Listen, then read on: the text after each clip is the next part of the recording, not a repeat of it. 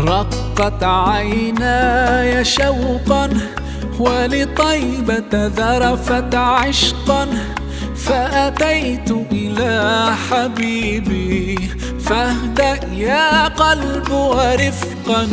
صلي على محمد. السلام